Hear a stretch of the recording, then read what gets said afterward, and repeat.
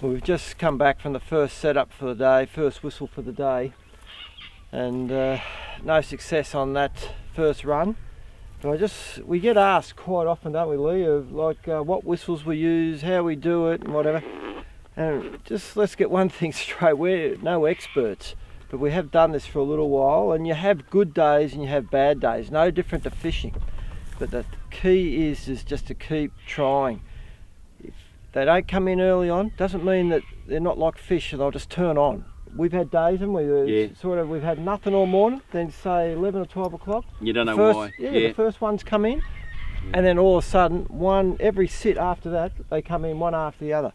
So you just got to keep having a go at it. But the key is when you get in there, obviously you've got to have the wind correct, because the wind is the key. The foxes won't see you when they're running, so try and never try and whistle while they're looking at you. No, absolutely. If they're coming in and they're coming in hard, you don't need to keep whistling. The whole trick of it is not to give away your position, but to bring them towards you. If they're looking and they're sitting, keep your movements to a minimum. Absolutely. And there's no real requirement to whistle. But as soon as they turn the head or look away at it or anything like that, keep their attention. Yeah. Just give a little tap on the whistle or whatever's required. And lately we've been using the Architect just to change it up a bit. And not only that, even though it was really windy yesterday, we could sort of put the Architect upwind of us. Well, as the magicians say, mate, it's all about misdirection. Yeah, well, start off with the Tenterfield, because in all fairness, I can get that louder than probably the Architect. But once they're coming in, that another caller or another position gives you the option of being able to move them away from you again, get them in closer, and take the eyes off you so you can get ready for your shot. Yeah, and take them when you get a good shot. Yeah. Don't wait for them to come all the way in for the fun of it all. I mean, sometimes you can, but when you start to see that they are a little bit dicey about things, because the wind does swirl around, be careful to check it. And what's worked quite well for us over the years too is have a combination of shooters. What we try and do is have the caller, say, with a shotgun, and someone with him with a rimfire, either a 17 HMR or 22. So once the fox is within shotgun range, that rifle or rimfire shooter will have a crack at it. Now, if it doesn't drop, well, the shotgunner has got it covered. Then have the advantage of someone else with a centerfire, 222, 204, 223, whatever, that if you get a fox that sits back further, he can take that out. Yeah, stretch it out, yeah. The other option is when you get multiple targets, that also works quite well. Once the rifle shooter, the centerfire shooter, sees that the foxes within, the first foxes say within the shotgun range, he takes the fox out in the distance. And as soon as that shot obviously rings out, that fox that's closer is going to hightail or try to, and hopefully that's where the shotgun will come into it.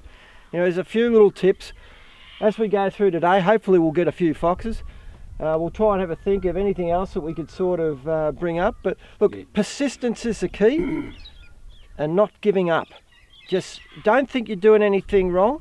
Like we prefer the Tenterfields. These are our own Tenterfield. The big fella's made these up for us. He copied my sort of, well, not my design, but the ones I was making. Yeah. For those people that think there's some special Tenterfield whistles out there, there isn't. They're all very similar. It's not so much the whistle, but the way you use it, the way you position yourself, and just keep having a go. Yeah, yeah. And just draw a line. I mean, if there's disappointment, just draw a line and start again. It's very important that you keep up the same attitude that you started out with. Does that mean if I've got a bad attitude, I keep that up? No. We're not talking about you. No, I'm not talking about you. Because we're in big trouble. We're in big trouble.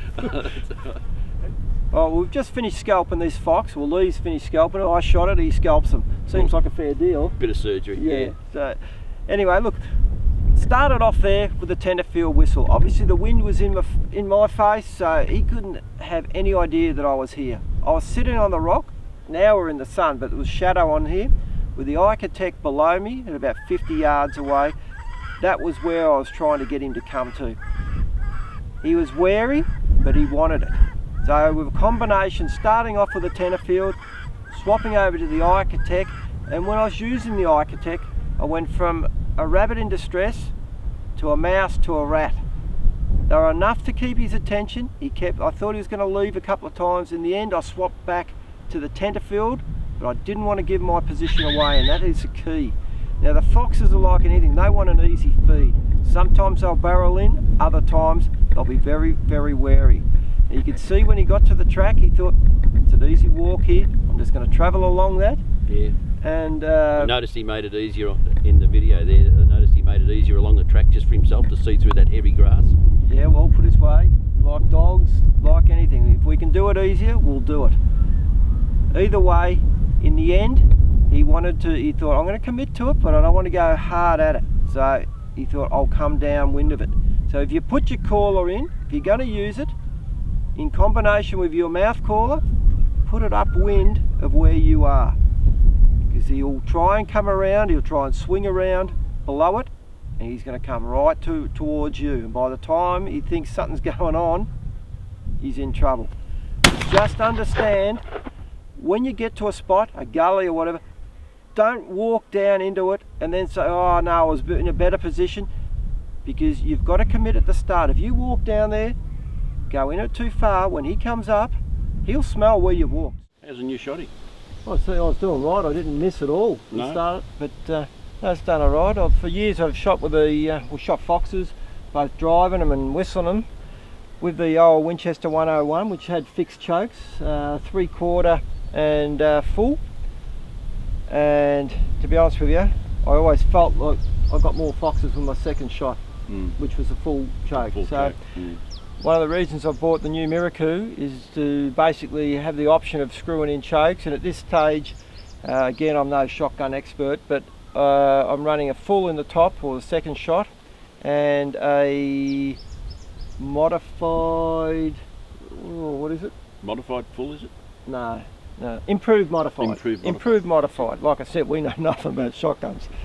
But bottom line is, it's one thing to call the foxes in, it's another thing to drive them with dogs or whatever, but it's no good doing all that if you haven't got the knockdown power. Now what we've been using for years is the 42 gram load. Now a lot of people are quite happy with 36s and sort of out to 40 yards, maybe a little bit closer. They do the job, but the 42s are king, especially in 2s and BBs. Yeah. Now for a long time we were using the Rio Mini Magnums, but I think they're getting a bit hard to get. I haven't bought any for ages. Well, I was lucky I bought a box, so that sort of helped. Yeah, but I've been given some of these Winchester double Magnum. Anything with double on it, and Magnum, sounds good. Sounds like a force. Hey? Yeah, it does. Fox and small game, BBs. Well, that last fox I shot dropped on the spot at about 40 yards, so I'm going to give these a go. But bottom line is, you need to have plenty of knockdown power for foxes, especially once you're starting to push it beyond 40 yards. Tight chokes, 42 gram loads, and you're going to kick some ass. Yeah, you're going to knock over some furry butt. Yeah.